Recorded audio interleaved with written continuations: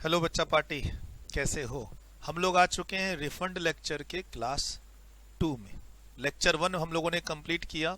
Refund lecture का शुरू के 4-5 पेज का डिस्कशन करते हुए हम लोग सबसेक्शन 4 और सबसेक्शन 5 पर आ गए। तो उसके बाद हम लोगों ने बात की कि चलो सबसेक्शन 5 का कनेक्शन किससे है, सबसेक्शन 8 से है, तो उसको एक साथ ही कर लेंगे। जहां पर बात आ रही है कंज्यूमर वेलफेयर फंड की और डॉक्टरीन एक प्रिंसिपल है ऑफ अनजस्ट इनरिचमेंट की। तो वहां पर टॉपिक आने के बाद हमें लगा कि चलो हमें अगली क्लास में आ जाना चाहिए। तो अब जो हम लोग इस क्लास में आए हैं तो अभी कनेक्शन में दूंगा 54 में जो एविडेंस की बात कह रहा है, या 54(5) में जो बात हो रही है कि हम अमाउंट को, रिफंड के अमाउंट को कंज्यूमर वेलफेयर फंड में क्रेडिट करेंगे। और उसके बाद हम लोग यहाँ से मूव करेंगे 54 सबसेक्शन 8 में डायरेक्ट मूव करेंगे। तो लेकिन उसके पहले मैं थोड़ा बता दूं कि पिछले सेशन को जब हम लोग लास्ट में कंप्लीट कर रहे थे लेक्चर 1 रिफंड, तो मैंने आपको टैक्स इंसिडेंस पर कि क्यों हमें यहाँ पर बात आई सेक्शन 54 सबसेक्शन 5 कि हम अमाउंट को कंज्यूमर वेलफेयर फंड में देंगे, और या फिर बात आई कि नहीं कुछ केस में हम लोग अगर प्रूफ हो जाए कि टैक्स इंसिडेंस शिफ्ट नहीं हुआ है किस पे, सामने वाले रेसिपिएंट पे, तो हम एप्लीकेंट सप्लायर को ही रिफंड दे देंगे। और कुछ डिम्ड केसेस हैं जहां पर रिफंड देना ही देना है, हमें टैक्स इंसिडेंस की चेकिंग नहीं करनी है, वो सब सेक्शन 8 में लिखा हुआ है। लेकिन ये टैक्स इंसिडेंस शिफ्टिंग की बात, सर रिफंड है, एप्लीकेशन दिया है, मुझे रिफंड दे दो, नहीं ये डायरेक्ट टैक्स नहीं है। ये कौन सा टैक्स है? Indirect tax. कस्टम हो या जीएसटी, दोनों में सेम कॉन्सेप्ट चलता है कि अगर आप रिफंड एप्लीकेशन दोगे तो आपको प्रूफ करना पड़ेगा कि आपने टैक्स इंसिडेंस शिफ्ट नहीं किया है सामने वाले पे। अब ये टैक्स इंसिडेंस क्या था, तो उसके लिए मैंने आपको थोड़ा देर 10 से 15 मिनट के लिए ये बताया कि शिफ्टिंग ऑफ टैक्स इंसिडेंस क्या होता है। राइट, इनडायरेक्ट टैक्स में जब हम कोई बिलिंग करते हैं तो उसके साथ हम लोग टैक्स लेवी कर देते हैं, तो वो शिफ्ट हो जाता है रेसिपिएंट पे। और सर एक तो हम जीएसटी सामने वाले से लेके गवर्नमेंट को दे रहे हैं, फिर एप्लीकेशन भी रिफंड का दे रहे हैं, तो गवर्नमेंट को यहाँ इंश्योर करना पड़ता है कि जिस पर्सन ने एक्चुअली में टैक्स बियर किया है, बॉर्न किया है, उसी को रिफंड मिले। इसीलिए कुछ प्रिंसिपल है जो हम लोग आज की क्लास में थोड़ा डिटेल्ड में चर्चा करेंगे। राइट सर, उसके बाद मैं आपको बता रहा था कि जीएसटी जो रिफंड है सप्लायर भी क्लेम कर सकता है, रेसिपिएंट भी क्लेम कर सकता है, और गवर्नमेंट उन दोनों को न दे के कहां पैसा डाल सकती है रिफंड का? डायरेक्ट कंज्यूमर वेलफेयर फंड में डाल सकती है। ये टैक्स इंसिडेंस से कनेक्टेड ही चीज मैंने आपको बताई। उसके बाद फिर मैंने रिवाइज करा दिया कि लेक्चर 1 में हम लोगों ने क्या पढ़ा। मेनली मोटा मोटी हम लोगों ने जीरो रेटेड सप्लाई के बारे में पढ़ा। इसके अंदर हम लोगों ने जो डिटेल्ड चर्चा की हम लोगों ने, अच्छा उसके अंदर और डिटेल्ड चर्चा करना है हमें। प्रैक्टिकल क्वेश्चन कैसे आएंगे, आपका रूल 89 सब रूल 4-5 क्या कहता है, वो सब डिस्कस करना है। लेकिन हम लोग मोटा मोटी जो मेन चर्चा हम लोगों ने पिछली क्लास में की एक इंट्रोडक्शन लेवल पे, वो सबसेक्शन 3 में हम लोगों ने बात की रिफंड ऑफ अनयूटिलाइज्ड आईटीसी की। राइट, हम लोगों ने सबसेक्शन 1 में पढ़ा कि एप्लीकेशन लगाना होगा 2 इयर्स रेलिवेंट डेट के अंदर। राइट, उसके बाद हम लोग सबसेक्शन 2 को होल्ड कर दिए क्योंकि उसका कनेक्शन आगे सेक्शन 55 से है और रूल 95 से है। उसके बाद मैंने आपको रिवाइज कराने में बताया कि जीरो रेटेड सप्लाई 2 तरह के होते हैं, एक एक्सपोर्ट, एक्चुअल एक्सपोर्ट, और एक सप्लाई टू एसईजेड यूनिट्स और डेवलपर। उसमें भी आपको 2 ऑप्शन मिलते हैं, एक आप आईजीएसटी पे करके उसका रिफंड ले लें, और दूसरा आप आईजीएसटी सप्लाई पे ना करें और रिफंड ले लें किसका? अनयूटिलाइज्ड आईटीसी का। तो यहां पर मैंने एक ना ब्रॉड लेवल पे बताया था कि भाई अगर आप ऑप्शन 1 में जाते हैं तो क्या होगा, ऑप्शन 2 में जाते हैं तो क्या होगा, और उसके लिए हमें कौन कौन से रेलिवेंट रूल्स पढ़ने हैं, इसमें मैं फिर से आपको ले जाऊंगा। फिलहाल मैंने आपको यहां पर पिछले सेशन में क्या बताया था, इन्वर्टेड ड्यूटी स्ट्रक्चर का भी एक कॉन्सेप्ट है सेक्शन 54 सबसेक्शन 3 के अंदर। सेक्शन 54 सबसेक्शन 3 में हम लोग कब आते हैं? जब आप अनयूटिलाइज्ड आईटीसी का रिफंड लेना चाहते हो, आपने अपने आउटपुट सप्लाई पे, यहां पे जीरो रेटेड सप्लाई की बात करें तो आपने अपने आउटपुट सप्लाई पे आईजीएसटी पे किया है तो आईजीएसटी का रिफंड ले लो, और नहीं तो आप ऑप्शन 2 में आ जाओ 54(3) के अंदर कि हमने सर आउटपुट में तो अंडर अ बॉन्ड और लेटर ऑफ अंडरटेकिंग गुड्स को क्लियर किया था एसईजेड के लिए या एक्सपोर्ट के लिए, हमारा आईटीसी अनयूटिलाइज्ड है, वो मुझे रिफंड चाहिए। एक और था कॉन्सेप्ट 54(3) के अंदर इन्वर्टेड ड्यूटी स्ट्रक्चर का। हालांकि हमने सिर्फ जाना है कि इन्वर्टेड ड्यूटी स्ट्रक्चर क्या होता है, इसका डिटेल डिस्कशन मैंने पिछली क्लास में पेज नंबर नहीं लिखाया था, थोड़ा सा वो लिखना है। सर हम लोगों ने मोटा मोटी बात की थी कि इलेक्ट्रॉनिक कैश लेजर से रिफंड ले सकते हैं, इलेक्ट्रॉनिक क्रेडिट लेजर से रिफंड ले सकते हैं, और या फिर आपने जो जीएसटी एक्चुअली में पे कर दिया है किसी भी रीजन से, गलत सही अच्छा बुरा, आप उसका रिफंड ले सकते हैं। तो मेनली जब हम लोग आए 54.3 में, तो इसमें बात हुई कि आपके पास दो केस है जहां पर आप इलेक्ट्रॉनिक क्रेडिट लेजर के आईटीसी बैलेंस का डायरेक्ट क्या ले सकते हैं, रिफंड ले सकते हैं, अदरवाइज आपके पास और कोई रिफंड की गुंजाइश नहीं है। दो केस में, एक केस है जीरो रेटेड सप्लाई का जहां पर आप आईजीएसटी पे नहीं कर रहे हैं, और दूसरा केस है इन्वर्टेड ड्यूटी स्ट्रक्चर का जहां पर इनपुट का रेट ज्यादा है और आउटपुट का रेट कम है। मैंने यहां पूरी चर्चा नहीं की थी, आगे हम लोग डिटेल्ड चर्चा करेंगे। सर मैं दो इनपुट से एक आउटपुट की भी चर्चा करूंगा आपके लिए, और आपके लिए मैं एक इनपुट को प्रोसेस करके दो आउटपुट, ध्यान रखिएगा दो तरह के कॉन्सेप्ट हैं और बच्चे यहां बहुत कंफ्यूज होते हैं। एक तो इन्वर्टेड ड्यूटी स्ट्रक्चर इनपुट पर लगता है, मैंने बहुत क्लियर किया था, और इनपुट में भी किस पर, जिसका रेट ज्यादा हो और आउटपुट का रेट कम हो। लेकिन इसमें दो सिचुएशन मैं आपको आगे कराऊंगा, थोड़ा सा आपको मेरे साथ पेशेंस रख के चलना पड़ेगा आगे। आप सोचेंगे कि रिफंड की क्लास स्टार्ट हुई और सीधा इसी में चले आए, तो ऐसा नहीं होगा। सर 889 सब रूल 4, रूल 89 सब रूल 4 की भी एक डिटेल्ड एनालिसिस करनी है हमें, एक्सपोर्ट को लेके और सप्लाई टू एसईजेड को लेके, और रूल 89 सब रूल 5 की भी डिटेल्ड चर्चा करनी है, राइट। सर इसमें मैं दो केस डिस्कस करूंगा जहां पर दो इनपुट को आप प्रोसेस करके एक आउटपुट बना रहे हैं और उसका रेट कम है, दोनों इनपुट का रेट ज्यादा है या किसी भी एक इनपुट का रेट ज्यादा हो इन्वर्टेड ड्यूटी स्ट्रक्चर के लिए, दोनों का ज्यादा होना जरूरी नहीं है।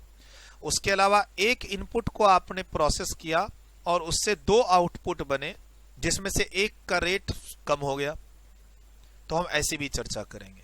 सर फिलहाल हम लोग अभी पेज नंबर 3 और 4 में इंट्रोडक्शन लेवल पे हैं कि सेक्शन 54 सेक्शन 54 सब सेक्शन 3 कहता क्या है।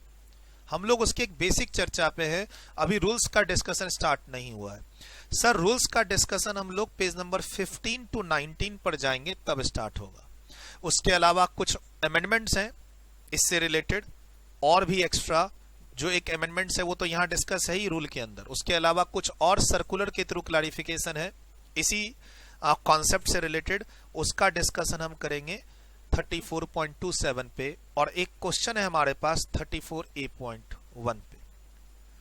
सीएमए फाइनल के स्टूडेंट्स, आप वॉल्यूम 3 की बात कर रहे हैं हम लोग, ये पेज नंबर वॉल्यूम 3 के हैं, अभी हम लोग फिलहाल स्टार्टिंग में है, पेज नंबर 4, 5, 6 के आसपास हैं।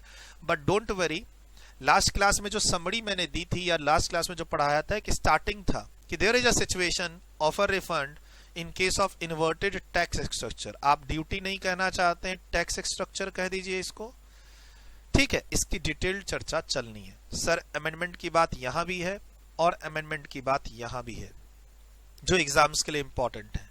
अब सर थोड़ा सा पीछे चलते हैं जहां से मुझे अब आगे चलना है, जहां से हम लोग अब लेक्चर 2 स्टार्ट करना चाहते हैं। एक तो प्लीज लेक्चर 1 की जो लास्ट के आधे घंटे की बात थी टैक्स इंसिडेंस की बात, और समराइज मैंने किया था लास्ट के 15 मिनट में, आई होप कि आपने वो वीडियो देख ली है। अब हम लोग इसमें हैं। सर मैंने यहाँ एक बताया था ऑप्शन 1, जीरो रेटेड सप्लाई में पहले बताया दो तरह की सप्लाई होती है, एक में एक्चुअल एक्सपोर्ट होता है गुड्स और सर्विसेज का, दूसरे में सप्लाई जाती है एसईजेड को, ठीक। भले वो एग्जम्प्टेड ही सप्लाई क्यों ना हो, अगर ये सप्लाई एसईजेड को जा रही है या एक्सपोर्ट हो रही है तो हम उसे जीरो रेटेड सप्लाई कहेंगे, और आपको आईटीसी भी मिलेगा और उसका रिफंड भी मिलेगा। सर यहां मैंने बताया था आईजीएसटी पे करके उसका रिफंड ले लो, आगे जाके रूल 96 पढ़ेंगे, ठीक। उसके बाद एक 96B भी नया आया है, न्यू, उसको पढ़ेंगे। और अगर आप नहीं पे कर रहे हो आईजीएसटी, आईटीसी का रिफंड लेना चाहते हो, तो उसके लिए हमारे पास रूल 96A का प्रोसीड्योर है और रूल 89(4) का फॉर्मूला है। लेकिन अब यहाँ पे थोड़ी और मुझे क्लैरिटी देनी है इसी के एक्सटेंशन में, क्योंकि सर जब हम लोग आईजीएसटी पे करते हैं, गुड्स एक्चुअली में जब एसईजेड के अंदर जा रहा है या सर्विसेज एसईजेड के अंदर जा रही है, या गुड्स और सर्विसेज एक्चुअली एक्सपोर्ट हो रही है, जहां पर हम आईजीएसटी पे कर रहे हैं, तो रिफंड लेने के तरीके थोड़े से अलग हैं और अलग अलग जगह अलग अलग रूल्स फॉलो होता है। तो यहां पर ना कंफ्यूजन ना हो कि सर ने रूल 96 लिख दिया है, कस्टम लिख दिया है। एक्चुअली कस्टम में तो सिर्फ गुड्स की बात होती है और यहां पर जो बात हो रही है उसमें गुड्स और सर्विसेज दोनों है। तो उसका मैंने एक और डिटेल्ड चार्ट आपके लिए दिया है। अभी फिलहाल 15-20 मिनट हम लोग चार्ट के थ्रू डिस्कशन करेंगे, नोट्स पे जाएंगे हम लोग।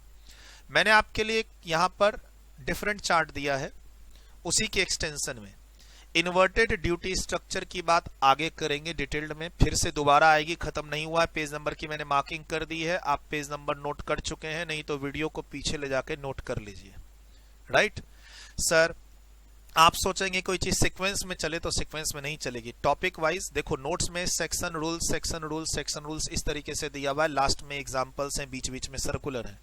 पढ़ाते समय हमें सबको कनेक्ट करना पड़ता है। अब थोड़ा सा पेज नंबर का वेरिएशन आपको रहेगा ही रहेगा, इसीलिए बीच में लिंकिंग कर दे रहा हूं। सर हमने पिछली क्लास में पढ़ा, थोड़ा सा ध्यान अगर आपको है तो पिछली क्लास में पढ़ा कि आपको रिफंड अप्लाई करने के लिए एप्लीकेशन देना होगा RFD 01 में, GST के रिफंड के लिए।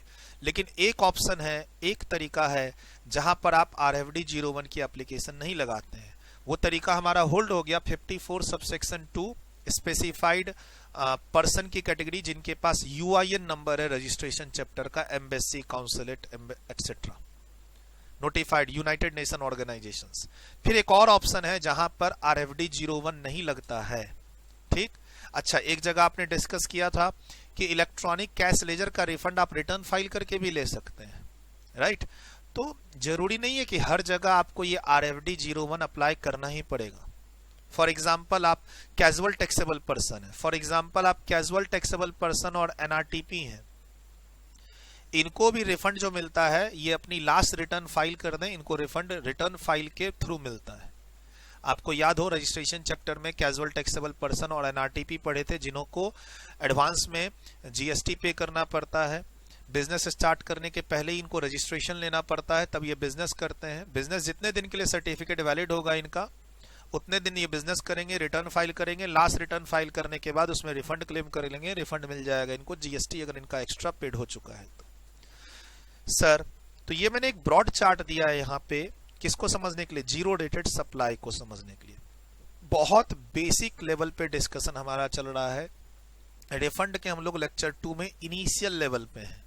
सर पहले बात कर लेते हैं इन्वर्टेड, पहले बात कर लेते हैं किसकी? अनयूटिलाइज्ड ITC के रिफंड की। तो सर यहां पर अगर आप जीरो रेटेड सप्लाई है तो उसमें दो तरह की सप्लाई है। सर अगर हम जीरो रेटेड सप्लाई की बात करें तो एक तो एक्चुअल एक्सपोर्ट है और दूसरा SEZ यूनिट और SEZ डेवलपर को सप्लाई हो रही है। जीरो रेटेड सप्लाई अगर मैं कहता हूं तो बाय डिफॉल्ट इसमें दो तरह की सप्लाई आ रही है, एक एक्चुअल एक्सपोर्ट और दूसरा सप्लाई टू SEZ यूनिट्स और डेवलपर। फिर उसके अंदर दो तरह की बातें, गुड्स और सर्विसेज। ध्यान रखिएगा, जब आप without the payment of integrated tax, यानी आप जो सप्लाई कर रहे हैं उस पर आपने कोई GST नहीं लगाया है, ऑब्वियसली ये इंटर स्टेट सप्लाई होते हैं, इस पर IGST लगना चाहिए, लेकिन आपने एक्सपोर्ट कर दिया है, IGST लेवी नहीं किया है। आपने एक्सपोर्ट कैसे किया है? अंडर अ बॉन्ड और under a letter of undertaking, चाहे आपने एक्सपोर्ट किया हो या SEZ को सप्लाई किया हो।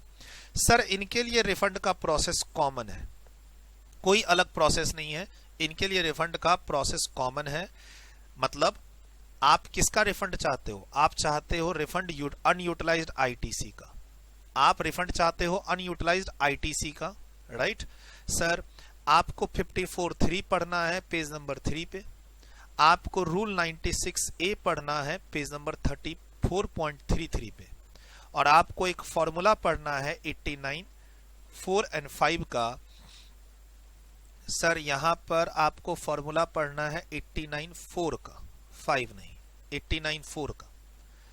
राइट, वो फॉर्मूले का भी रेंज वही है 34.15 to 19। ये जो 4-5 पेज हम लोग पढ़ेंगे वहां दोनों फॉर्मूले कवर होंगे आपके, 89 4 वाले और इन्वर्टेड ड्यूटी स्ट्रक्चर का 89 5 वाला।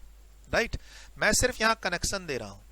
सर आपको रिफंड लेना है अनयूटिलाइज्ड ITC का, तो पिछले सेशन में बताया था कि आपको कैपिटल गुड्स का रिफंड नहीं मिलेगा, एंड चूंकि ये जीरो रेटेड सप्लाई है आपको इनपुट का भी मिलेगा, इनपुट सर्विस का भी मिलेगा। आपको याद हो इन्वर्टेड ड्यूटी स्ट्रक्चर का जो कॉन्सेप्ट है उसमें सिर्फ इनपुट का रिफंड मिलेगा, सर्विसेज का नहीं, लेकिन ये जीरो रेटेड सप्लाई है। बोला सर ये कौन सी सप्लाई है, ये जो आप अभी बता रहे हो यहां से यहां तक कौन सी सप्लाई है? इसमें एक्सपोर्ट भी है एक, इसके अंदर गुड्स भी है, सर्विसेज भी है, उसके बाद ये सप्लाई टू एसईजेड भी है, यूनिट्स हो या डेवलपर हो। सर आपको RFD 01 की एप्लीकेशन लगानी पड़ेगी अगर आप अनयूटिलाइज्ड ITC का रिफंड चाहते हैं तो। सर एप्लीकेशन के लिए कौन बोलता है? 89 सब रूल 1। आपको एविडेंस लगाना पड़ेगा 89 सब रूल 2,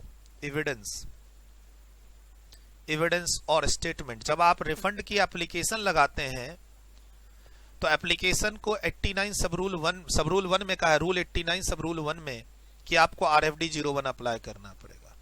सर ये एक्सपोर्ट का केस है, लेकिन हमें कस्टम डिपार्टमेंट से कोई लेना देना नहीं है। क्यों सर? क्योंकि हमने एक्सपोर्ट कर दिया गुड्स को और वहां पर हमने कोई GST पे ही नहीं की।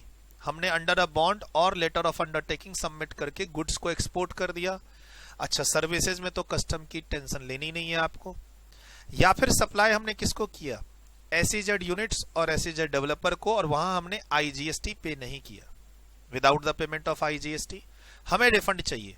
जाओ सब सेक्शन 3 में 54(3) में रिफंड, चाहे कोई भी सिचुएशन हो, गुड्स हो या सर्विस, एक्चुअल एक्सपोर्ट हो या SEZ, आपको RFD 01 लगाना पड़ेगा। 89(4) का फॉर्मूला और जो कॉन्सेप्ट हम लोग पढ़ेंगे इस 4-5 पेज में वो निभाना पड़ेगा। थोड़ी सी बात रूल 96A की हो रखी है, वो हम बात करेंगे ही करेंगे। सर नहीं सर, इधर आते हैं राइट साइड में। Sir with payment of IGST कहां गया है? विथ पेमेंट ऑफ IGST कहां गया है? क्या तो एक्चुअल एक्सपोर्ट हुआ है और या फिर कहां गया है? SEZ में गया भाई, यूनिट्स के पास और डेवलपर के पास। तो बोला अब ध्यान से सुनना, यहां फर्क है। जो मैंने पिछले सेशन में बताया था रूल 96 का यूज करते हैं, वो कहां करते हैं? खास गुड्स के केस में। पिछली क्लास में तो सिंपल लिखा दिया था कि आप IGST पे किए हो तो रूल 96 में जाओगे, लेकिन रूल 96 में हम किसके लिए जाएंगे? सिर्फ एक्सपोर्ट ऑफ गुड्स के लिए जाएंगे। सर आपने गुड्स एक्सपोर्ट किया है, यस। क्या आपने IGST पे किया है वहां पे? हाँ, हमने IGST पेमेंट मोड में गए हैं हम लोग एक्सपोर्ट करते समय। तो सर एक्सपोर्ट करते समय आपने शिपिंग बिल फाइल की होगी, हाँ किया है। हमने एक्सपोर्ट इनवॉइस जनरेट किया है, शिपिंग बिल फाइल की है, कस्टम ड्यूटी प्लस IGST वहां पर पे किया है बिल ऑफ शिपिंग बिल के साथ। तो बोला ठीक है, अब आपका GST से कोई लेना देना नहीं है, रिफंड आपको कस्टम के डिपार्टमेंट से मिलेगा। क्या ध्यान रखना, आपको GST के डिपार्टमेंट से रिफंड नहीं मिलेगा। किस चीज का केस है?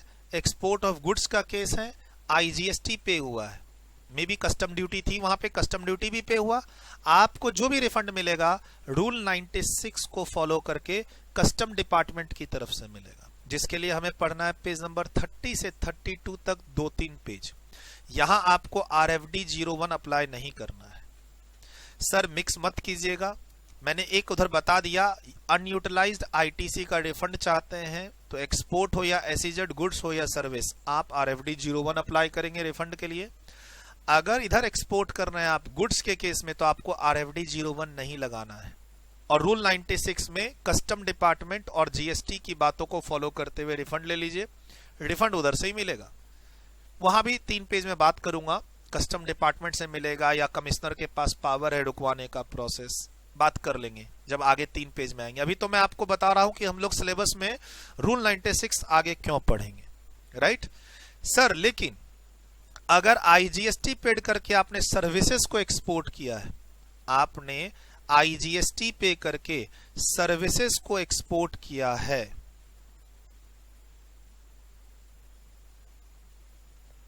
IGST पे करके सर्विसेज को एक्सपोर्ट किया है तो रूल 96 नहीं लगेगा। रूल 96 सिर्फ गुड्स के लिए था। आपको वापस रूल 89 में आना पड़ेगा। RFD 01 में नॉर्मल GST डिपार्टमेंट के अंदर GST पोर्टल पे रिफंड क्लेम करना होगा। यानी अगर आप एक्सपोर्ट ऑफ सर्विसेज कर रहे हो, IGST पे करके उसका रिफंड लेना हो, या इस साइड अनयूटिलाइज्ड ITC का रिफंड लेना हो, आपको आना पड़ेगा GST के पोर्टल पे ही और RFD 01 अप्लाई करना होगा, रूल 89 फॉलो करना होगा। रूल 96 आपके लिए नहीं है, वो गुड्स के लिए है सिर्फ, राइट सर। मैंने तो SEZ यूनिट्स और डेवलपर को सप्लाई किया है, क्या गुड्स सप्लाई करो या सर्विसेज? एक्चुअल एक्सपोर्ट तो हुआ नहीं, एक्चुअल एक्सपोर्ट तो हुआ नहीं, तो इसीलिए आपको रूल 96 में नहीं जाना है। आपको फिर से जो आपको आईजीएसटी का रिफंड लेना है उसके लिए यहीं वापस आना पड़ेगा, किसमें, रूल 89 में और आरएफडी 01 में। ठीक है, क्लियर। यानी एक्चुअल गुड्स का अगर एक्सपोर्ट हो रहा है और मुझे आईजीएसटी का रिफंड चाहिए तो आपको रूल 96 में जाना पड़ेगा, कस्टम डिपार्टमेंट में जाना पड़ेगा। अदरवाइज सभी केस में आरएफडी 01 है। बाकी के सभी केसेस में, चाहे आपका आईजीएसटी पेड का केस हो या अनयूटिलाइज आईटीसी के रिफंड का केस, सभी में आपको रूल 89 पर आके रुकना पड़ेगा। ठीक, क्लियर, ये बात ध्यान रखना पड़ेगा सर। और एक जो नया रूल आया है अभी पढ़ेंगे हम लोग, पेज नंबर 25 पे 96B, वो बात कर रहा है किसके लिए, एक्सपोर्ट ऑफ गुड्स के लिए। अब चाहे आपका वहां पर क्या इन्वॉल्व हो, वहां पर आप रिफंड ले आईजीएसटी का। एक्सपोर्ट ऑफ गुड्स को हम दो तरीके से रिफंड ले सकते हैं, आईजीएसटी का भी रिफंड ले सकते हैं, export of goods IGST paid करने के बाद रिफंड, आईजीएसटी का रिफंड, या फिर आप अनयूटिलाइज्ड आईटीसी का रिफंड लेना चाहते हैं। आपके लिए 96B जो रूल नया आया है वो गुड्स के केस में अप्लाई होगा, जिसको हम लोग पेज नंबर 25 में पढ़ेंगे। तो कहीं ना कहीं आपको जुड़े रहना पड़ेगा। एग्जाम में पता नहीं क्या पूछ सकता है, पहली बार ही हम और आप देखेंगे। मैंने पहले ही बताया, सीएमए की जो हिस्ट्री है फाइनल लेवल पे 2018 की और 2019 की, इन्होंने रिफंड चैप्टर से कुछ खास क्वेश्चन पूछे नहीं है। आप एमटीपी भी देखोगे, इंस्टीट्यूट जो इशू करती है, वहां रिफंड चैप्टर पे इन्होंने ज्यादा कुछ पूछा ही नहीं है। एक आध चीज पूछा है, वो बस आज की क्लास में वो मैं बता भी दूंगा। कभी एक एसईजेड का पेटेंट क्वेश्चन है, एक फिक्स क्वेश्चन है, उसको पूछते हैं, नहीं तो कंज्यूमर वेलफेयर फंड के बारे में पूछते हैं, नहीं तो डिम्ड एक्सपोर्ट के बारे में पूछते हैं।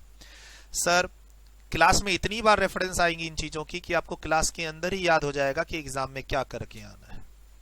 इसको वीडियो को रोकिए और इसे नोट कीजिए। फिलहाल मैं वापस इधर आता हूं, थोड़ा सा इसमें देखिए, जो पेज नंबर मैंने ऐड किए हैं उसको नोट कीजिए।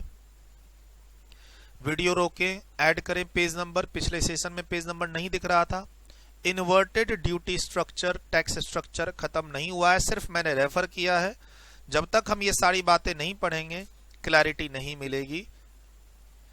चलिए नेक्स्ट, यहां पर आप देखिए, मैंने यहां पर लिखा था पे IGST and claim refund of IGST, और उसके लिए रूल 96 में जाएंगे। सर रूल 96 में सिर्फ गुड्स के लिए जाएंगे, ये ध्यान रखना है। वापस हमें रूल 89 पे ही रहना पड़ेगा अगर हम सर्विसेज की बात करें या एसईजेड की बात करें।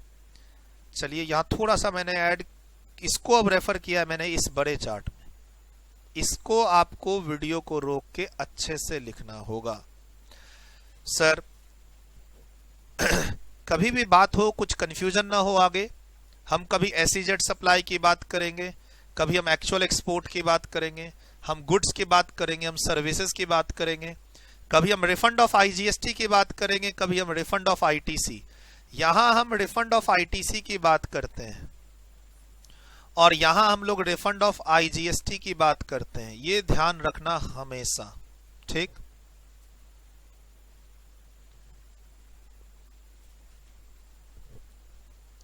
एक एसईजेड पे प्रैक्टिकल क्वेश्चन है, वो हमेशा इंस्टीट्यूट, सीएमए इंस्टीट्यूट पूछ सकती है। आपको कुछ भी नहीं पता है रिफंड चैप्टर में, लेकिन आपको ये प्रैक्टिकल क्वेश्चन सॉल्व करने आता है, जो बहुत ही इजी है, जो बहुत ही इजी है। आपका हो सकता है एग्जाम में 8 मार्क्स आ जाएगा। पेज नंबर 36 पे एक एसईजेड का प्रैक्टिकल क्वेश्चन है कि कौन से अमाउंट का आईटीसी मिलेगा और कौन से अमाउंट का रिफंड मिलेगा। हम आगे जाके बात करेंगे, लेकिन चूंकि एसईजेड की यहां बात हो रही थी तो मैंने लिखा दिया। सर हो सकता है एग्जाम में 6 से 8 मार्क्स आपको इसी क्वेश्चन को करने से मिल जाए। बाकी आपने क्या पढ़ा ना आपको मालूम ना मुझे मालूम। आप नहीं जानते हैं रूल 96 क्या है, रूल 96A क्या है, रूल 96B क्या है, रूल 89(4) सब रूल 5 क्या है, नहीं मालूम आपको। लेकिन अगर आप ये प्रैक्टिकल क्वेश्चन दिमाग में बैठा लेते हैं, जो बहुत ही इजी है, तो आपको 6 से 8 मार्क्स मिल जाता है एग्जाम का। ये भी गुरु मंत्र ध्यान रखना। शॉर्टकट रिफंड चैप्टर की कुछ इंपॉर्टेंट बातें हैं जिससे हम एग्जाम में स्कोर कर सकते हैं। फिलहाल मैंने यहाँ पेज नंबर की मैपिंग की है। नीचे चलते हैं, थोड़ा सा एक और चार्ट आपके लिए इंतजार कर रहा है। अब इसमें से देख लीजिए, यहां वीडियो नोट रोक करके आपने नोट कर लिया है, राइट, एग्री। अब नेक्स्ट आपको भी कुछ नहीं नोट करना है, आपको पता है कि मैं वीडियो रोक के आपको नोट करवा दूंगा। बोला सर यूट्यूब पे प्रीमियर चल रहा है जिस पे आप रोक नहीं पाएंगे वीडियो को। मान लो आप मेरी कोई लेक्चर यूट्यूब पे देख रहे हो और प्रीमियर चल रहा है उसका, जिसको आप कंट्रोल नहीं कर सकते, रोक नहीं सकते, तो प्रीमियर के बाद वो यूट्यूब पे ही वीडियो रहेगी, आप आराम से नोट कर लेना, ठीक, या स्क्रीनशॉट लेते रहो आप अपना। सर साथ साथ नोट करने से क्या होता है ना, कभी कभार ध्यान इधर उधर हो जाता है। सर अब क्या है ना कि मैं थोड़ा सा और आगे बात करूं आपसे 54.4 के एविडेंस के बारे में, या 54.5 के बारे में, या आगे एक प्रोविजनल रिफंड का केस है 54.6 में, हमारे पास 54.6 में एक प्रोविजनल रिफंड का केस है, या फिर रिफंड ऑर्डर की बात हो रही है 54.7 में 60 दिन के अंदर, 54.8 में कि पैसा कंज्यूमर वेलफेयर फंड में नहीं डायरेक्ट एप्लीकेंट को जाएगा, कंज्यूमर वेलफेयर फंड में नहीं डायरेक्ट एप्लीकेंट को जाएगा। ये सब बातें जो हम लोगों को करनी है, राइट।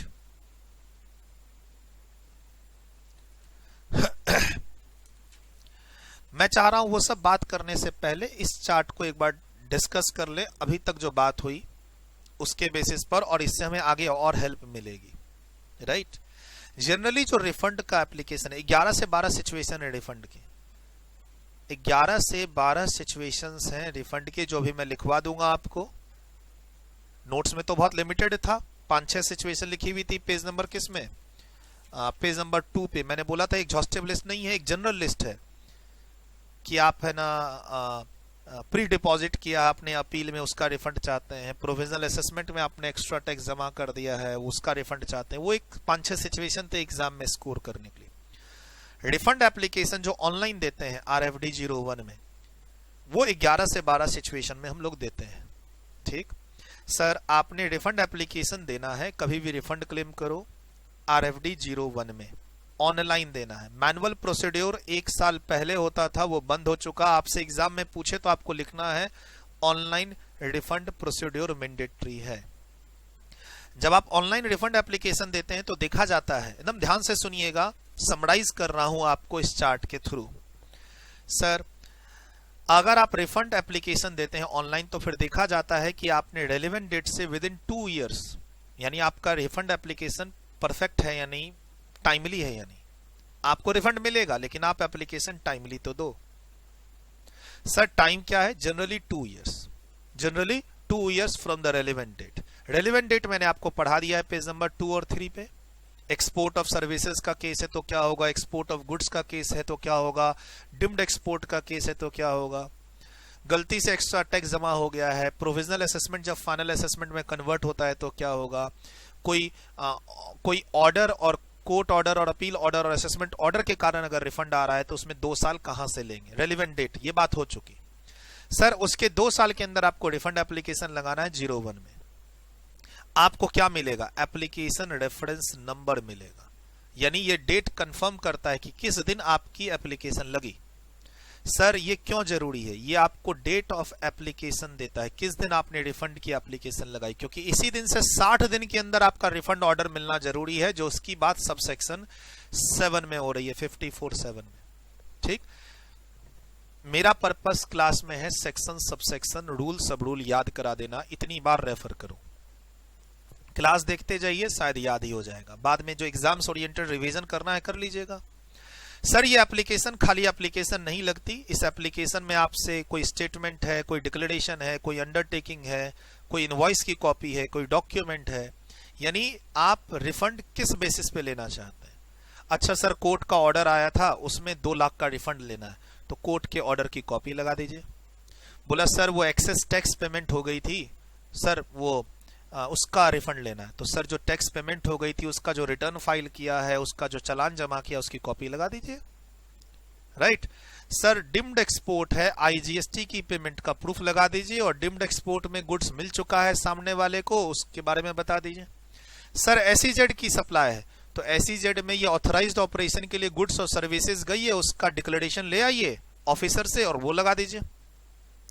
सर कहीं ना कहीं यहां पर हम लोग सब रूल 89 सब रूल 2 की बात करते हैं कि आपको देखो, एक तो जब आप ऑनलाइन एप्लीकेशन दोगे तो उसमें डेटा रहता है कि आपको क्या क्या अटैच करना है, उसका डिटेल्ड में पढ़ना चाहते हो अदर देन योर एग्जाम्स, तो आपको रूल 89 सब रूल 2 में, रूल 89 सब रूल 1, रूल 89 सब रूल 2 को डिटेल में पढ़ना पड़ता है टू नो कि हमें क्या क्या अटैच करना है।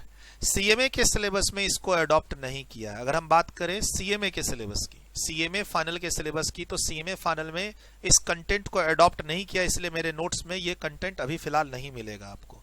सीए वाले स्टूडेंट्स इसको डिटेल्ड में पढ़ते हैं, सीए वाले स्टूडेंट्स इसको डिटेल्ड में पढ़ते हैं, बट सीएमए इंस्टीट्यूट का मैंने पहले ही बोला ये रिफंड में बड़े हल्के तरीके से जा रहे हैं।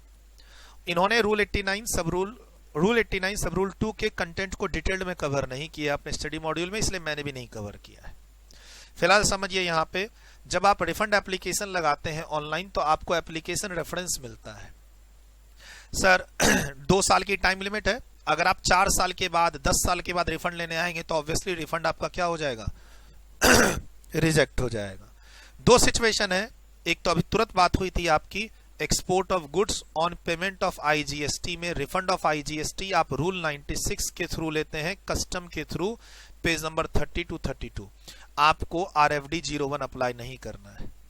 दूसरा, स्पेसिफाइड पर्सन के केस में जिनके लिए आरएफडी 10 फॉर्म है, यूआईएन नंबर वाले अपनी परचेज पर जीएसटी पे करते हैं, उसका उनको रिफंड लेना, उनके लिए आरएफडी 10 है, आरएफडी 1 नहीं है, जिनकी बात हम लोग आगे सब सेक्शन 55 में सेक्शन 55 में करेंगे, रूल 95 में करेंगे, page number 3, page number 10, page number 11, page number 38। इनको क्वार्टरली बेसिस पर रिफंड एप्लीकेशन करना होता है। जनरली 18 महीने का टाइम लिमिट है। सर इनके लिए क्वार्टरली है, 18 महीने हैं, फॉर्म भी अलग है, तो उसकी बात अलग ये करेंगे, देंगे आधा 1 घंटा टाइम इस पे भी देंगे। फिलहाल इन 2 सिचुएशन में आरएफडी 01 नहीं जाता। बोला सर आरएफडी 01 चला गया, अब क्या करें? सर जो आपका आरएफडी 01 एप्लीकेशन गया उसमें काफी कमियां थी। आपने जो रिफंड का एप्लीकेशन दिया था उसमें काफी कमी थी।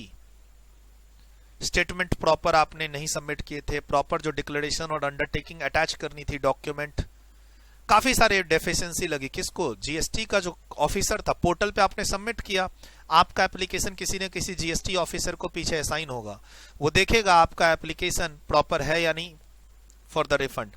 सर काफी कमी निकली, वो डेफिशिएंसी मेमो बनाएगा 3 में और आपको भेज देगा। सर भेजने के बाद अब आपको कोई रिप्लाई नहीं करना है इसका कि आपको मैं कोई नंबर 4 दूंगा रिप्लाई के लिए। आपके पास डेफिशिएंसी मेमो आने के बाद आपको नया एप्लीकेशन, रिफंड एप्लीकेशन फिर से लगाना होगा। सर देखिए पहला एप्लीकेशन आपने लगाया, उसमें डॉक्यूमेंट्स अटैच किए, उसमें कमी निकल गई, वो कमियां आपको बताई दी जाएंगी आरएफडी 03 में, और फिर से अब आपको आरएफडी 01 लगाना पड़ेगा उन कमियों को दूर करके। अब हो सकता फिर से वो डेफिशिएंसी मेमो दे दें आपको कि आपने ये तो गलती ठीक ही नहीं की। अगर आपने वो गलतियां ठीक कर दी हैं तो डेफिशिएंसी मेमो नहीं आएगा, आपको सीधा एक्नॉलेजमेंट आएगा। राइट, ध्यान रखिएगा आरएफडी 01 अप्लाई करने के बाद अगर डेफिशिएंसी मेमो आया 03 में तो फिर से आपको फ्रेश एप्लीकेशन करनी पड़ेगी और 2 साल की टाइम लिमिट भी देखी जाएगी कि वो 2 साल की टाइम लिमिट के अंदर है या नहीं है। यानी मेन एप्लीकेशन और डेफिशिएंसी मेमो आने के बाद का जो दोबारा एप्लीकेशन है, फ्रेश एप्लीकेशन, वो भी 2 साल के पीरियड के अंदर होना चाहिए। बोला सर हमारा जो ना था एकदम परफेक्ट था, सर हमारा जो रिफंड एप्लीकेशन था वो एकदम परफेक्ट था। परफेक्ट था तो एक्नॉलेजमेंट मिल जाएगा। बोला सर रिफंड मिल गया क्या? अरे नहीं नहीं, रिफंड अभी नहीं मिला है, आपका एप्लीकेशन एक्सेप्ट हुआ है, उसका एक्नॉलेजमेंट मिल जाएगा आपको। ध्यान रखना आपकी जो रिफंड एप्लीकेशन की डेट है वो ऊपर वाली कहलाएगी एप्लीकेशन रेफरेंस नंबर। बोला सर अगर हमने फिर से एप्लीकेशन लगाया तो डेफिशिएंसी मेमो के बाद, तो यहां आपको दोबारा एप्लीकेशन रेफरेंस नंबर मिलेगी, दोबारा आपको एप्लीकेशन रेफरेंस नंबर मिलेगी, ऊपर वाले से कोई मतलब नहीं है। सर एक्नॉलेजमेंट यानी आपका एप्लीकेशन एक्सेप्ट हो चुका है, प्राइमा फेसी आपके सारे डॉक्यूमेंट सही हैं, राइट। अब हो सकता अब सर जीएसटी ऑफिसर के पर बेस्ड है कि वो अब कितनी जल्दी आपको रिफंड देता है। टोटल रिफंड ऑर्डर पास करना और रिफंड देना, सर रिफंड ऑर्डर पास होगा, उसके बाद एक पेमेंट ऑर्डर पास होगा 05 का। बोला सर 04 कहा गया? 04 बताऊंगा, एक प्रोविजनल रिफंड का ऑप्शन है 0 रेटेड सप्लाई के केस में, उसमें उसका अलग ही चार्ट बनेगा, उसका आज ही की क्लास में अलग से चार्ट बनेगा। फिलहाल हम लोग अभी 06 पे पहुंच चुके हैं। सर रिफंड ऑर्डर जो आपका बनेगा वो 60 दिन के अंदर रिफंड ऑर्डर भी बनना चाहिए, फिर एक पेमेंट ऑर्डर बनता है वो भी बनना चाहिए, उसके बाद ये पैसा आपके बैंक में जाके क्रेडिट होता है। तो ध्यान रखना 60 दिन के अंदर रिफंड मिल जाना चाहिए। ऑर्डर सिर्फ साइन होने से काम नहीं चलेगा। 60 दिन कहां से लेंगे? एक्नॉलेजमेंट से 60 दिन लेंगे सर? नहीं, एप्लीकेशन से 15 दिन के अंदर एक्नॉलेजमेंट आएगी या डेफिशिएंसी मेमो आएगा, दोनों में से एक चीज। एक्नॉलेजमेंट आ गई तो वहां से 60 दिन नहीं, वापस ऊपर से क्या लिखा है मैंने, एप्लीकेशन रेफरेंस नंबर से ही 60 दिन के अंदर। ध्यान रखना, ऑर्डर भी आना चाहिए और पेमेंट भी होना चाहिए और वो आपके बैंक अकाउंट में रिसीव भी होना चाहिए। 60 डेज के अंदर आपके बैंक में पैसा रिसीव हो जाना चाहिए, नहीं तो इंटरेस्ट लगेगा। सर ये बात कहां लिखी हुई है कि आपको 60 दिन के अंदर अंदर रिफंड प्रोसेस करना है? तो वो सेक्शन 54 सब सेक्शन 7 में लिखी है, जो हम लोग आगे आ रहा है पेज नंबर किसमें, 7 में। बोला सर रिफंड ऑर्डर में क्या होता है? एक बात ध्यान रखना, रिफंड ऑर्डर है कि आपको रिफंड सैंक्शन हुआ, उसके बाद एक पेमेंट ऑर्डर भी बनेगा, जो आगे आपको देखिए लिख रहा है। रिफंड ऑर्डर 60 डेज के अंदर, यहां लिखा है रिफंड ऑर्डर 60 डेज के अंदर मिल जाएगा, बन जाएगा। लेकिन मैं कह रहा हूं आपके बैंक में जब आगे रूल्स पढ़ते हैं और इससे रिलेटेड एक सर्कुलर आ रखा है डिपार्टमेंट का, और आगे इंटरेस्ट कैलकुलेशन सीखते हैं हम लोग 6% की पर एनम की, तो उसमें अगर आपको 60 दिन के अंदर रिफंड आपके बैंक में नहीं मिला तो गवर्नमेंट को इंटरेस्ट देना पड़ जाएगा। इसीलिए इस 60 दिन में रिफंड ऑर्डर भी बनेगा, पेमेंट ऑर्डर भी बनेगा और आपके बैंक में पैसा क्रेडिट भी होगा। ऑनलाइन ही तो होना है सब कुछ। तो सर एक रिफंड ऑर्डर है, यानी रिफंड आपका सैंक्शन हो गया, उसके बाद उस रिफंड ऑर्डर के बेसिस पर आगे एक और ऑर्डर बनेगा, पेमेंट ऑर्डर। तो एक पिक्चर में इसकी दिखा दूं, अभी लिखना तो है नहीं आपको, ये रहा सर। पेमेंट ऑर्डर 05 में बनेगा, उसी के अंदर रिफंड का अमाउंट प्लस कोई डिले है तो उसका इंटरेस्ट वगैरह मेंशन करके ये पेमेंट ऑर्डर कारण आपका पैसा अब बैंक में क्या हो जाता है, क्रेडिट हो जाता है। सर ध्यान रखना, पहले वर्ड होता था पेमेंट एडवाइस, पेमेंट एडवाइस नहीं लिखना है आपको, क्या लिखना है, payment order. Objective question exam में आ सकता है, इस पर ध्यान रखना क्योंकि ये पिछले 1 साल की अमेंडमेंट है। रिफंड ऑर्डर के बाद पेमेंट ऑर्डर बनेगा, पेमेंट ऑर्डर बनने पर अमाउंट डिसबर्स होकर आपके अकाउंट में क्रेडिट होगा। रिफंड ऑर्डर में बेसिकली क्या होता है, 5-6 लाइनें कि आपने कितना रुपया क्लेम किया, हमने पहले आपको प्रोविजनल बेसिस पर कितना रिफंड दे दिया था, उसको माइनस करो। आगे पढ़ेंगे सेक्शन 54 सब सेक्शन 6 रूल 91 आगे आ रहा है हमारा पेज नंबर किस पे। बोला सर आप पेज नंबर बहुत लिखाते हो, क्या करें, लिखाना ही पड़ेगा, डर जाओगे नहीं तो आप। 34.6 पे वो माइनस कर दो, कितना अमाउंट आपका रिजेक्ट हो गया, मे बी आपका क्लेम ही गलत था, आपका फॉर्मूला गलत था, ठीक, हम आपको नहीं देंगे रिफंड। फिलहाल अब कितना देना है, उसमें कोई आपका पिछला बकाया है, amount adjusted against outstanding demand, आपका कोई पुराना पीरियड का, पुराना मंथ क्वार्टर का कोई जीएसटी की लायबिलिटी है जो देनी है, गवर्नमेंट की तरफ से डिमांड ऑलरेडी क्रिएट हो रखी है, राइट, ऑलरेडी डिमांड रिकवरी वगैरह सब शायद चलने वाले थे, डिमांड ऑर्डर वगैरह पास हो चुका है कि हाँ आपको डिपार्टमेंट को 50,000 रुपए देना है, तो वो आपका माइनस करके फाइनल ये अमाउंट लिख दिया जाएगा आपके रिफंड ऑर्डर में 06 में कि इतना रुपया आपको मिलना चाहिए।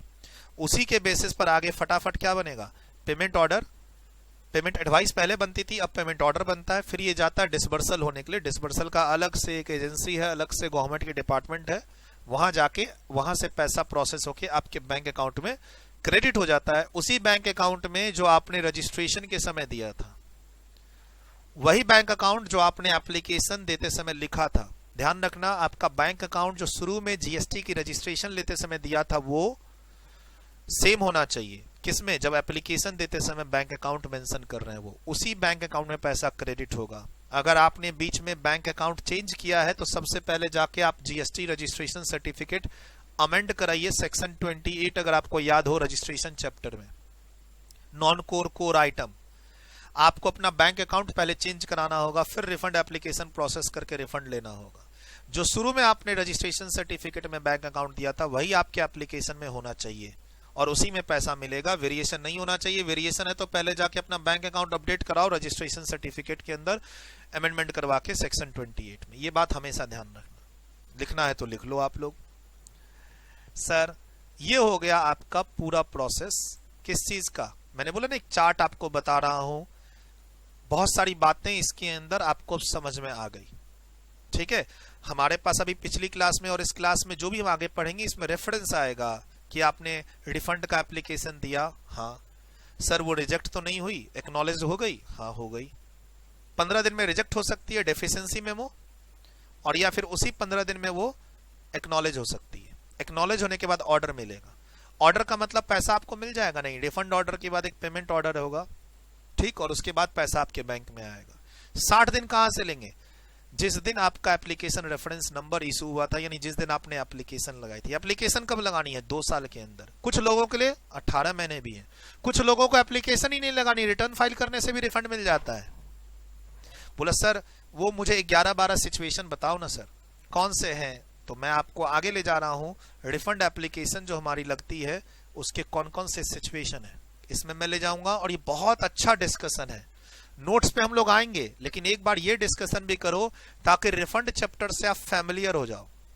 पिछली क्लास में भी कहा था, मैं आपका रिफंड चैप्टर रिवाइज नहीं करा रहा, मैं आपको रिफंड चैप्टर एज्यूमिंग कि आपने कभी नहीं पढ़ा है रिफंड चैप्टर, आपने जीएसटी का रिफंड चैप्टर कभी नहीं पढ़ा है, आपने एग्जाम की तैयारी करनी है, आप कुछ भी नहीं जानते हैं, उस लेवल से मैं आपको कंप्लीट लेवल पे ले जा रहा हूं। डर खत्म हो जाएगा। ध्यान रखिएगा, पिछले 1 साल में बहुत सारी अमेंडमेंट्स आई हैं इसमें, बहुत सारी, ठीक है, वो सब आपको इसमें कवर करा दी जाएंगी।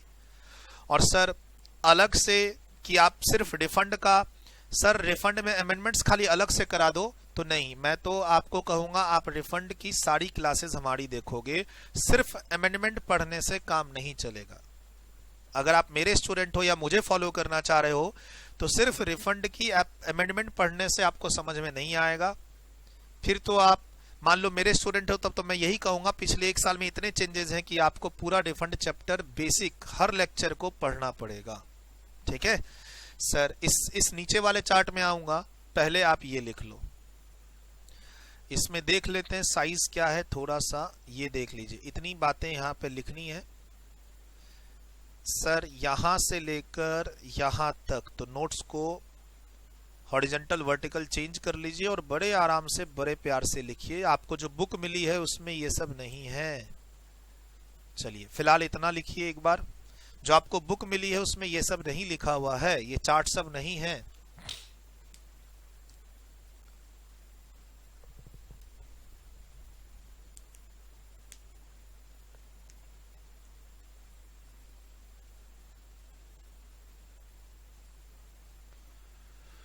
वीडियो रोकें, वीडियो रोकें और लिखें। नेक्स्ट, नीचे जा रहा हूं थोड़ा सा, यहां पे वीडियो रोकें और लिखें, वीडियो रोकें लिखें। नेक्स्ट, ऊपर का हिस्सा कि कब हम RFD 01 नहीं लगाते हैं। और भी सिचुएशन है सर जब हम RFD 01 नहीं लगाते हैं, जैसे CTP NRTP का केस, जैसे इलेक्ट्रॉनिक कैश लेजर से रिफंड लेने का केस।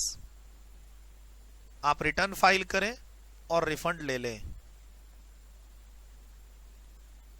इस केस में तो रूल ही अलग है, रूल 89 फॉलो ही नहीं हो रहा है, यहां पे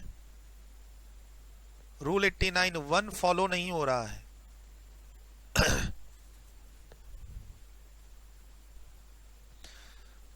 रूल 96 फॉलो हो रहा है।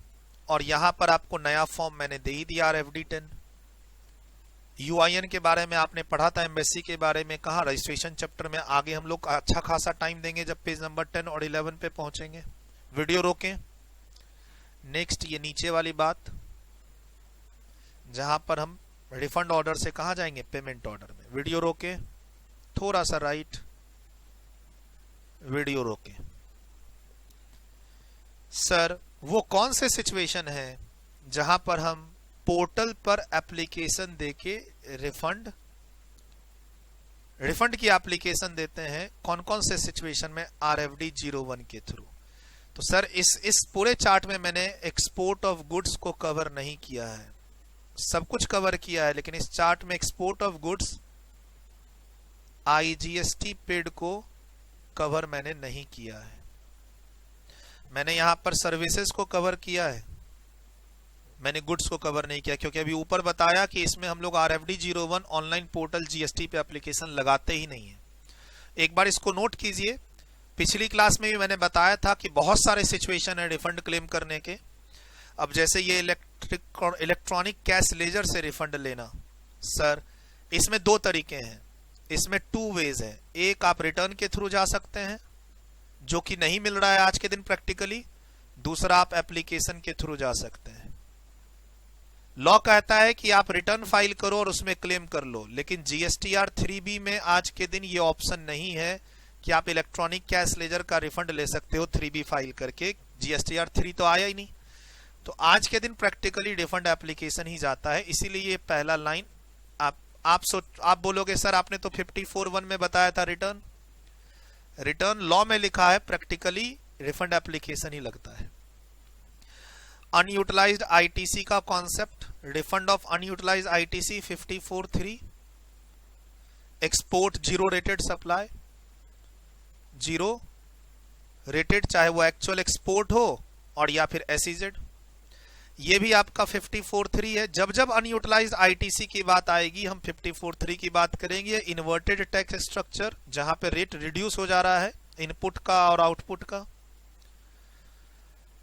वीडियो रोके। Next sir, refund of IGST, जहां पर आपने एक्सपोर्ट किया है या सप्लाई टू एसईजेड किया है। अब इसके अंदर गुड्स भी है और सर्विसेज भी है इसके अंदर, लेकिन इसके अंदर यहां पर सिर्फ सर्विसेज है, गुड्स नहीं है, क्योंकि गुड्स रूल 96 के थ्रू जाता है, ना कि यहां से रिफंड एप्लीकेशन नहीं लगता goods of export IGST paid के केस में। तो ये भी मैंने बता दिया। यहां पर आपने आईजीएसटी पेड कर रखा है सप्लाई पे, जिसका रिफंड चाहिए, आप आईटीसी का क्लेम नहीं करना चाह रहे हैं। आईटीसी एडजस्ट हो चुका है आईजीएसटी से, ये बताया था पिछली क्लास में। डिम्ड एक्सपोर्ट के केस में रेसिपिएंट रिफंड क्लेम करे या सप्लायर रिफंड क्लेम करे, रिफंड एप्लीकेशन फाइल करके ही होगा। डिम्ड एक्सपोर्ट का केस मैंने पिछली क्लास में बताया था, supply to EOU, supply under advance authorisation. Deemed export को हम लोग आगे पढ़ेंगे डिटेल्ड में। चलिए इसका पेज नंबर भी लिखा देता हूं फिर से। डिम्ड एक्सपोर्ट को हम लोग आगे डिटेल्ड में पढ़ेंगे पेज नंबर 34.37 में। बहुत इजी है सर, किसी कारण से आपने एक्सेस पेमेंट ऑफ टैक्स कर दिया है, रेट आपने गलत लगा दिया या आपको पे नहीं करना था, फिर भी आपने पे कर दिया, उसका refund due to assessment order, appeal order, decree. Sir आपने इंट्रा को इंटर स्टेट मान लिया और इंटर स्टेट को इंट्रा मान लिया और ज्यादा टैक्स जमा हो गया, आप उसका रिफंड चाहते हैं, या किसी और रीजन से। 9 पॉइंट है आपके, 9 में यहां पर 2 पॉइंट है तो 10 हो गए, यहां पर 2 पॉइंट है तो कितने हो गए 11, और यहां पर 2 पॉइंट है तो कितने हो गए सर 12 पॉइंट हो गए इफेक्टिवली। 12 मैंने पहले ही बोला, 11 से 12 सिचुएशंस हैं जहां पर आपको रिफंड एप्लीकेशन लगानी पड़ती है। नोट्स में ये नहीं लिखे हुए हैं, राइट, आपको लिखना पड़ेगा अपने रजिस्टर में। वीडियो रोकें लिखें। बोला सर आपने ये 4 सिचुएशन को एक साथ करके क्या नीचे क्या ले जा रहे हो सर? एक नया कॉन्सेप्ट नीचे ले जा रहा हूं मैं, एक नए कॉन्सेप्ट के लिए, जो हम लोग कहां पढ़ते हैं, रूल 92 1A में और रूल 86 4A में। ये आप पढ़ चुके हो वॉल्यूम 1 में, पेमेंट ऑफ टैक्स चैप्टर में। अभी मैं ले जाऊंगा, लेकिन उसके लिए आपको ब्रेक लेना होगा। सर ये 4 केसेस को आपने अलग हाईलाइट कर रखा है। हाँ, 5 केसेस को अलग रख दिया और इन 4 केसेस में अब हमारे पास कुछ नए कॉन्सेप्ट्स आ गए हैं, very very important for your exams. 3 से 4 मार्क्स का प्रैक्टिकल क्वेश्चन यहां पर फंस जाएगा आपका एग्जाम में, सिर्फ 2 छोटे छोटे पैराग्राफ से। तो मुझे लगा सर सामने आ जाता हूं। सर रूल 92 1A आगे पढ़ेंगे, लेकिन रूल 86 4A आप पढ़ चुके हैं volume 1 payment of tax chapter में। तो मैं अभी क्या करूंगा, ब्रेक ले लो आप लोग। ब्रेक के बाद मैं क्या करूंगा, अच्छा ब्रेक लेने का तक क्या तरीका, आपको वीडियो रोकनी है, जितनी देर वीडियो रोकोगे उतनी देर का ब्रेक है, ठीक। सर फ्लो में चल रहे हैं हम, आएंगे नोट्स में आएंगे। फ्लो में चलते हुए हमारे पास एक ऐसा कॉन्सेप्ट आया रूल 86 4A, जो ऑलरेडी आप पेमेंट ऑफ टैक्स चैप्टर में रूल 86 पेज नंबर 2.8 वॉल्यूम 1 में कर चुके हो। उसको मैं अभी कनेक्ट कर दूंगा पेज नंबर 34.22 पर जाके रूल 92 1A की अमेंडमेंट से। अमेंडमेंट पोर्शन आपका यहां पे कवर हो जाएगा। बहुत सिंपल सा चार्ट है, बहुत सिंपल सा लॉजिक बताऊंगा, रीजन बताऊंगा गवर्नमेंट ने ऐसा अमेंडमेंट क्यों किया और लोग क्या करते थे। लोग पहले क्या करते थे सब बताऊंगा, लेकिन उसके लिए 10 मिनट का आपको ब्रेक लेना पड़ेगा। बस ये चार्ट डिस्कशन करने के बाद, मैं आपको और कोई चार्ट में नहीं ले जाऊंगा, मैं आपको नोट्स में ले जाऊंगा। कहां पे? इसके बाद मैं आपको नोट्स में ले जाऊंगा, सिंपल सा डिस्कशन करेंगे हम लोग कौन कौन से पेजेस का। पेज नंबर 34 पहले हम लोग 34.5 का करेंगे 34.7 के साथ, जिस पेज को हम लोगों ने पिछली क्लास में खत्म किया था। उसके बाद फिर मैं आऊंगा 34.6 प्रोविजनल असेसमेंट, वहां फिर आपका एक चार्ट इंतजार कर रहा होगा। प्रोविजनल असेसमेंट नहीं, प्रोविजनल रिफंड। 34.6 को एक चार्ट के थ्रू कराऊंगा, वहां रूल 91 है, नया रूल है, उसको भी एक चार्ट के थ्रू कराऊंगा। सर वो भी इंपॉर्टेंट है, बहुत कुछ इंपॉर्टेंट है अगर एग्जाम में इंस्टीट्यूट पूछती है तो। सर मैंने पहले ही कहा सीएमए इंस्टीट्यूट ने नए स्टडी मॉड्यूल में काफी कुछ दे रखा है और उसके बाद एग्जाम हुए नहीं है, अब एग्जाम में इंस्टीट्यूट जो पूछ दे। लेकिन हाँ, बियॉन्ड दिस अभी हम लोग जाएंगे अपने कंटिन्यूटी में, लेकिन मैं पहले, चूंकि इसकी चर्चा हुई है तो मैं बीच में पेज नंबर 22 पे जाके वो अमेंडमेंट कराऊंगा, और पेज नंबर 8 पे भी वो अमेंडमेंट ही है जो हम लोग पेमेंट ऑफ टैक्स चैप्टर में पढ़े हुए हैं। फिलहाल आपको क्या लेना है? एक ब्रेक 10 मिनट का। अब बताइए, 2 मिनट ब्रेक से पहले बच्चा बोलता है सर खाली मुझे अमेंडमेंट पढ़ाइए, अमेंडमेंट क्या आया वो बताइए। मैं बच्चे को कहता हूं सिर्फ अमेंडमेंट मत पढ़ो, अमेंडमेंट को पीछे लिंक करना सीखो। अगर आप इस 12 पॉइंट से लिंक नहीं करेंगे तो अमेंडमेंट कैसे पता चलेगा क्यों आया? तो मान लो कोई नई चीज आई है किसी रूल में, किसी सेक्शन में, किसी सब सेक्शन में, तो मैं क्या करता हूं ना, मैं थोड़ा सा बिलीवर किस सेंस में हूं, मैं कहता हूं मेरे मेन बुक को पढ़ो जहां पर मैंने अमेंडमेंट को कलर चेंज करके इंसर्ट किया है, मेरी मेन बुक को पढ़ो। राइट, मैं ये कहता हूं मेरी मेन बुक है, मान लो ये मेरी मेन बुक है यहां पे ये। अब जब आप मेरी मेन बुक को फॉलो करोगे, फॉर एग्जांपल हम मेन बुक अपनी जीएसटी की 6th एडिशन दे रहे हैं आपको, आपने बोला एग्जाम कब है, हमने आपको 6th एडिशन दिया। आपने बोला एग्जाम जून 21 में है, हमने बोला आपको 7th एडिशन मैंने दिया। आपने बोला आपका एग्जाम दिसंबर 21 में है, मैंने आपको 8th एडिशन दिया। मेरे हिसाब से जीएसटी में खासकर, किसी में भी सर अमेंडमेंट को ना आप चैप्टर के साथ पढ़ो।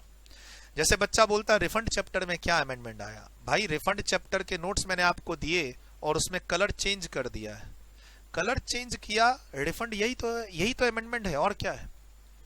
सर क्या नया आया है रिफंड में? सर रूल 91 आया है। बोला सर अमेंडमेंट के नोट्स मिलेंगे। जब मैंने आपको पूरी बुक दे दी है, जब मैंने आपको पूरी जीएसटी की लेटेस्ट एडिशन आपके एग्जाम्स के लिए दे दी है, जब आप उसमें चैप्टर वाइज एनालाइज करोगे तो आपके जो पुराने नोट्स हैं उसमें रूल 91 नहीं मिलेगा। एक, आपके पास जो पुराने नोट्स हैं उसमें रूल 91 नहीं मिलेगा। दूसरा, जब आप इस नोट्स में आ रहे हैं रिफंड चैप्टर के अंदर एनालाइज करने के लिए तो आपको रूल 91 यहां नया दिख रहा है, तो दैट इज अमेंडमेंट। अब आप मेरे चैनल पे जाओ, अब आप मेरे YouTube चैनल पे जाओ और रूल 91 सर्च कर लो, मिल जाएगा। बोला हाँ सर मिल जाएगा। अगर रूल 91 की अमेंडमेंट लेक्चर मैंने रिकॉर्ड करके YouTube पे डाल दी है तो मिलेगा जरूर। क्यों सर? क्योंकि मैं amendment lecture 1, amendment lecture 2, amendment lecture 3 करके YouTube पे अपलोड नहीं करता अपनी अमेंडमेंट को, मैं सेक्शन कोट करता हूं। आप रूल 91 लिखोगे, आप ऐसे सर्च करोगे सेक्शन 54 सबसेक्शन 6 रूल 91। आप मेरे टेलीग्राम चैनल पे जाओगे, आप रिफंड चैप्टर सर्च करोगे तो आपको रिफंड का पीडीएफ मिल जाएगा। अगर मैं चैप्टर वाइज भी शेयर करता हूं मैं वॉल्यूम वाइज भी पीडीएफ शेयर करता हूं, मैं चैप्टर वाइज भी करता हूं अपने टेलीग्राम चैनल पे। आपको रिफंड चैप्टर के नोट्स चाहिए, आप रिफंड को सर्च करो, रिफंड चैप्टर के नोट्स वहां पर अगर मैंने शेयर किया है तो मिल जाएगा, नहीं तो आप हमारी टीम से मांग सकते हो, नहीं तो उस वॉल्यूम से जेरॉक्स करा लो, वॉल्यूम 3 से। सर मेरे मानना यह है कि आप अमेंडमेंट को चैप्टर के साथ पढ़ो, सिर्फ अमेंडमेंट। मैं बोलूं एक नया रूल 91 आया और मैं पढ़ा दूं, पता ही नहीं चलेगा रूल 91 कहां से कनेक्टेड है और किस सेक्शन से कनेक्टेड है, पहले क्या होता था अब क्या है। तो थोड़ा सा ये ध्यान रखना है। और इतना भी नया नहीं है रूल 91, ठीक है, लेकिन हाँ पिछले साल एग्जाम कैंसिल हो रखे हैं, पिछला अटेम्प्ट कैंसिल हो रखा है एग्जाम्स, तो रूल 91 अब जो आने वाला अटेम्प्ट है दिसंबर 2020 या आपका एग्जाम जून 2021 में है तो इंपॉर्टेंट है। स्टिल सीएमए इंस्टीट्यूट का कोई भरोसा नहीं है, मैं भरोसा नहीं कर सकता। इतना पढ़ाने के बाद भी सीएमए इंस्टीट्यूट ना कोई क्वेश्चन नहीं पूछती है रिफंड चैप्टर से, तो वो मैं नहीं कुछ कर सकता। इंस्टीट्यूट जाने कि इंस्टीट्यूट क्या कहना चाहती है। मतलब फाइनल लेवल पे आप एक नया चैप्टर पढ़वाते हो हमसे, रिफंड चैप्टर, और उससे एग्जाम में कोई क्वेश्चन नहीं पूछते हो इतना अमेंडमेंट होने के बाद भी, और वही पूछते हो जो इंटर में था, registration, composition scheme, valuation, TDS TCS, exemption, ITC, तो फिर बात ही क्या है। सर 8 से 10 बड़े यूनिक चैप्टर हैं फाइनल लेवल पे जीएसटी के जो इंटर में थे ही नहीं, और इनफैक्ट काफी अच्छे अच्छे हैं, एग्जाम में क्वेश्चन पूछना चाहिए। Assessment, appeal, advance ruling, search, GST से, ठीक है। तो अब इंस्टीट्यूट की माया इंस्टीट्यूट ही जाने। फाइनली ब्रेक लीजिए, ब्रेक के बाद हम लोग इसको कंटिन्यू करते हैं। वीडियो रोक दें 10 मिनट 15 मिनट, जितने भी देर के लिए आपको ब्रेक लेना है, और काफी अच्छी चीज बताऊंगा इसमें। पेज नंबर रेफर कर ही दिया है, बस वो पेज नंबर के नोट्स और ये चार्ट सामने में रख के 12 जो रिफंड अभी मैंने तरीके बताए, उसमें से कुछ रिफंड के केस में ये कॉन्सेप्ट अप्लाई होगा जो नया है, लेटेस्ट है। आपके एग्जाम में 3 से 4 मार्क्स का प्रैक्टिकल क्वेश्चन आने का चांस है।